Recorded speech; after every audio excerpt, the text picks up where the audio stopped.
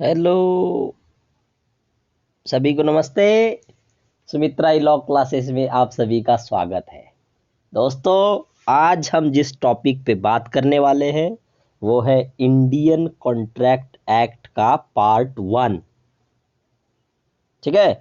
Indian contract act was enacted by the British government on 25th April 1872 and the same was enforced on 1st of September 1872। ये date आप याद रखिए ताकि आपको अगर किसी कॉम्पिटिटिव एग्जाम में पूछा जाता है तो इनैक्ट किया गया डेट था 25th of April 1872 और एनफोर्समेंट का डेट यानी कि जिस दिन से इंडियन कॉन्ट्रैक्ट एक्ट लागू हुआ वो डेट था 1872 सितंबर 1 सितंबर 1872। महाराष्ट्र जुडिशरी के लिए जो लोग प्रिपरेशन कर रहे हैं उनके प्रिलिमिनरी एग्जाम में ये वीडियो फायदेमंद हो सकता है। ठीक है, तो इंडियन कॉन्ट्रैक्ट एक्ट का जो स्कीम है, पूरी तरीके की जो स्कीम हमने बनाया है, तो उसका एक स्कीम हम शॉर्ट में जानने की कोशिश करते हैं। इंडियन कॉन्ट्रैक्ट एक्ट में कुल मिला के 11 चैप्टर्स और 266 सेक्शंस लिखे गए हैं। So these 266 sections have been divided into 11 chapters. तो अब ये 11 चैप्टर्स दो अलग अलग हिस्सों में पढ़ाए जाते हैं। एक पार्ट 1, पार्ट 2। मतलब इंडियन कॉन्ट्रैक्ट एक्ट का पहला पार्ट सेक्शन 1 से लेके 75 तक पढ़ाया जाता है। ठीक है, सेक्शन 1 से लेके 75 तक। तो 75 के आगे जो भी सेक्शंस लिखे गए हैं वो चैप्टर 7 में आते थे, 76 से लेके 123 तक। ये आपको आज के प्रेजेंट रीसेंट बेयर एक्ट में नहीं दिखेंगे। इसकी वजह यह है that we have repealed those provisions. The entire chapter 7 was repealed by the repealing act and a separate new act has been enacted, and that act is named as Sale of Goods Act 1930। उस act को अलग goods से संबंधित एक अलग कानून बनाया गया और अलग नाम दिया गया है। अब आपको इंडियन कॉन्ट्रैक्ट एक्ट में चैप्टर 7 नहीं दिखेगा और ना ही आपको सेक्शन 76 से लेके 123 तक के प्रोविजन दिखेंगे। इसकी ये वजह है। आप स्कीम जान रहे हैं, फिर से मैं आपके लिए दोहरा देता हूं। पूरा इंडियन कॉन्ट्रैक्ट एक्ट सेक्शन 1 से लेके 266 सेक्शन में बटा हुआ है, जिसको हमने 9 चैप्टर्स में लिख करके पूरा किया है। लेकिन उसमें से चैप्टर 7 और चैप्टर 11 आपको नहीं दिखेगा। सॉरी, मैंने 11 चैप्टर्स, तो लास्ट वाला जो चैप्टर है वो नहीं दिखेगा। मैंने आपको 1 से 75 तक बताया, जिसको कॉन्ट्रैक्ट फर्स्ट में आप पढ़ेंगे, सेक्शन 1 टू 75। 76 से 123 तक के provisions sale of goods act में इंक्लूड कर दिए गए, वो चैप्टर भी हटा दिया गया। अब आगे के जो 124 से लेके सेक्शन 124 से लेके 238 तक के जो सेक्शंस थे वो पार्ट 2 में रखे गए हैं। पार्ट 2 में रखे गए हैं, वो हम पार्ट 2 में पढ़ेंगे। देखिए, सेक्शन 1 से लेके 175 तक कॉन्ट्रैक्ट फर्स्ट है और 76 से लेके 123 तक रिपील कर दिए गए, उसका सेल ऑफ गुड्स एक्ट बनाया गया। अब 124 से लेके 238 तक कॉन्ट्रैक्ट सेकंड में आता है, वो आज भी मौजूद है। अब आगे 239 से लेके 266 तक जो प्रोविजंस थे वो प्रोविजंस को भी हटा दिया गया और उसका हमने एक अलग एक्ट बनाया है जिसका नाम है इंडियन पार्टनरशिप एक्ट 1932। स्कीम आपको समझ में आ गया। स्कीम ये है कि section 1 to 75 deals with contract first, 76 to 123 is repealed now and included under Sale of Goods Act 1930. 124 to 230 is covered under contract second along with other laws, और 238 से 266 को भी रिपील करके इंडियन पार्टनरशिप एक्ट 1932 बनाया गया। तो हम पहला पार्ट पढ़ रहे हैं, प्रिलिमिनरी वाला part first, Indian contract act part first. Part first में 6 चैप्टर्स आते हैं, यहाँ आप देख सकते हैं ये 6 चैप्टर्स। पहला वाला जो चैप्टर है वो जनरल प्रोविजंस, जिसमें डेफिनेशन क्लॉज वगैरह दिया गया है। पार्ट 1 में, चैप्टर 1 में और क्या क्या चीजें आती है, communications of acceptance and revocation of proposals. Chapter 2 में दिया गया है valid contracts, voidable contracts and void agreements. Chapter 3 contingent contracts के साथ डील करता है। चैप्टर 4 जो है परफॉर्मेंस ऑफ कॉन्ट्रैक्ट से डील करता है। और चैप्टर 5 जो है वो क्वासी कॉन्ट्रैक्ट्स मतलब ऐसे कॉन्ट्रैक्ट्स जो कॉन्ट्रैक्ट्स जैसे ही दिखते हैं, भले ही वो कॉन्ट्रैक्ट नहीं हो। आगे हम डिटेल में पढ़ेंगे कि इसका क्या मतलब होता है। Certain relations resembling with the contract, इसका मतलब होता है quasi contracts which is like a contract. ठीक है। एंड लास्ट वाला जो चैप्टर नंबर 6 है वो ब्रीच ऑफ कॉन्ट्रैक्ट और उसके कॉन्सिक्वेंसेस के साथ डील करता है कि क्या कॉन्सिक्वेंसेस होंगे अगर कॉन्ट्रैक्ट ब्रीच हो जाएगा। ठीक है, तो आइए शुरू करते हैं कि एग्जैक्टली कॉन्ट्रैक्ट का मतलब क्या है, कॉन्ट्रैक्ट किसे कहा जाता है। तो जनरल डेफिनेशन मैंने यहां लिखी हुई है। कॉन्ट्रैक्ट का मतलब होता है agreement. A contract is an agreement between 2 or more persons creating right and duties and which is enforceable by law। ये जनरल डेफिनेशन है।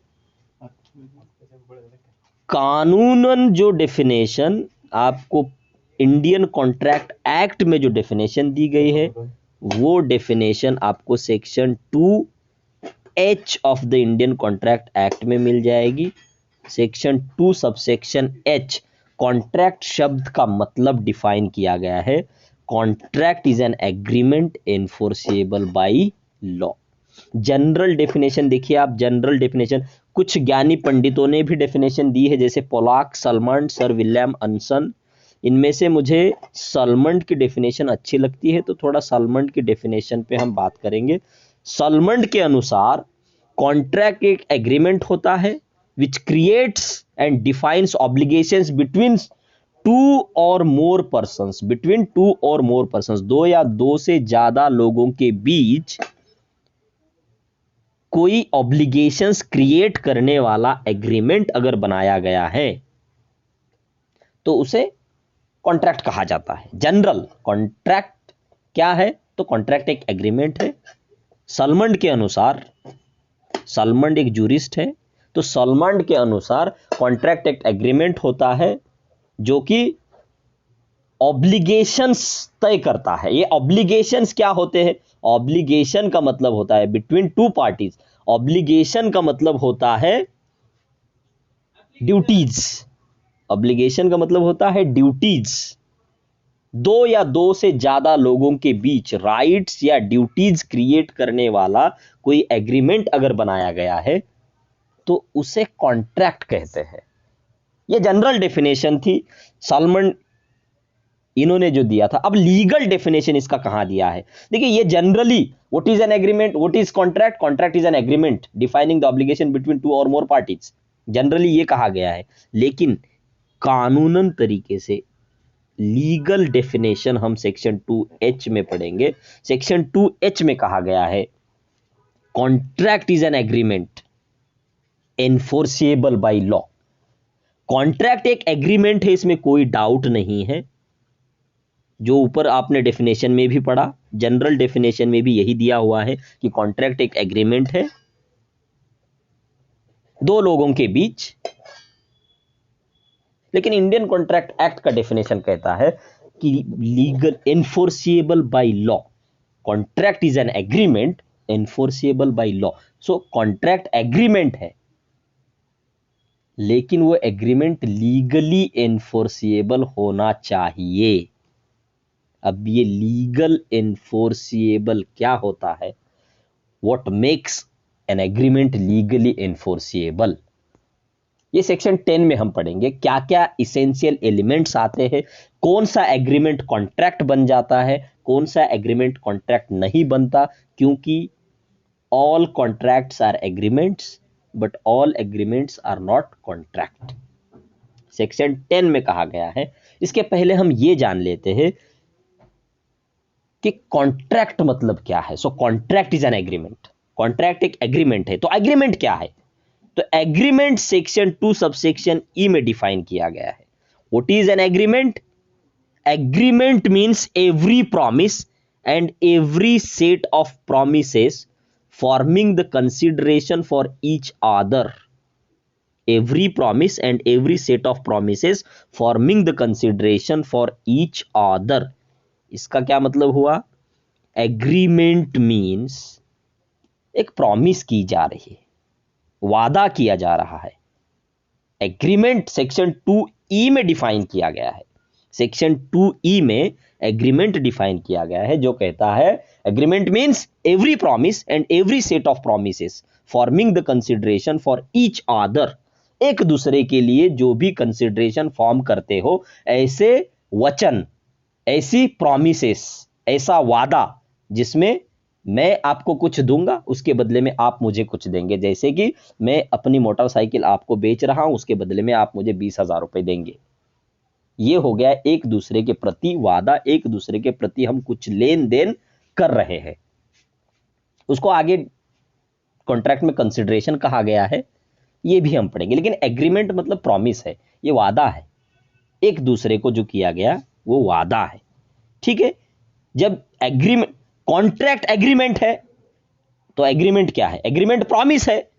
Contract is an agreement, agreement is a promise, promise is a proposal when it is accepted becomes promise, and agreement proposal he agreement है, agreement ही बाद में contract बनेगा। ठीक है, so what is contract, contract is an agreement। so what is agreement, agreement is a promise, and what is promise, if proposal is accepted it becomes promise, and what is proposal, again proposal is a promise, so proposal is a promise, and what is promise, promise is an agreement।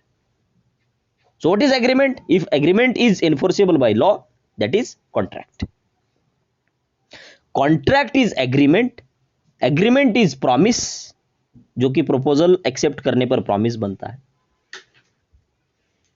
और उसमें agreement legally enforceable हो तो वो contract बन जाता है। Contract is an agreement enforceable by law. तो proposal क्या है, सेक्शन 2A में उसको डिफाइन किया गया है। प्रपोजल मतलब when one person signifies to another his willingness to do और to abstain from doing anything with a view to obtain the assent of that other, such act और abstinence is said to make a proposal. जब एक व्यक्ति अपनी इच्छा दूसरे को जाहिर करता है, दूसरे को बता देता है कि मुझे ये घर बेचना है, आप खरीदेंगे क्या, अगर वो एक्सेप्ट कर लेता है, वो एक्सेप्ट करने के इरादे से अगर वो एक्सेप्ट कर लेता है तो बाद में ये प्रॉमिस बनेगा, और प्रॉमिस ही एग्रीमेंट बनेगा, एग्रीमेंट ही लीगली एनफोर्सेबल होगा तो कॉन्ट्रैक्ट बनेगा। तो लीगली एनफोर्स होने के लिए कॉन्ट्रैक्ट के लिए क्या जरूरी चीजें हैं, जिसे हम इसेंशियल एलिमेंट्स ऑफ कॉन्ट्रैक्ट कहते हैं। तो इसेंशियल एलिमेंट्स ऑफ कॉन्ट्रैक्ट जो है सेक्शन 10 में दिए हुए हैं, section 10 of Indian contract act, जिसमें इसेंशियल एलिमेंट्स दिए हुए हैं। सेक्शन 10 में 5 इसेंशियल एलिमेंट्स दिए हैं जिससे एक एग्रीमेंट कॉन्ट्रैक्ट बन जाएगा। तो पहला है कि दो पार्टी होना जरूरी है, पार्टी कंपिटेंट होने चाहिए, उसके लिए लॉफुल कंसिडरेशन होना जरूरी है, ऑब्जेक्ट भी लॉफुल होना चाहिए, और वो कॉन्ट्रैक्ट एक्सप्रेसली वॉइड डिक्लेयर नहीं किया जाना चाहिए बाय लॉ।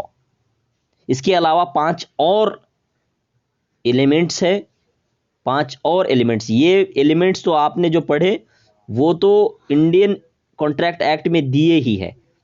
जो नहीं दिए हैं वो 5 एलिमेंट आते हैं कि पहले ऑफर होना चाहिए, उस ऑफर को एक्सेप्ट भी किया जाना चाहिए, और कॉन्ट्रैक्ट करते समय उसमें इंटेंशन होना चाहिए लीगल रिलेशन इस्टेब्लिश करने का, और इसके साथ साथ राइटिंग और रजिस्ट्रेशन कई मामलों में जहां जरूरी है वहां होना चाहिए।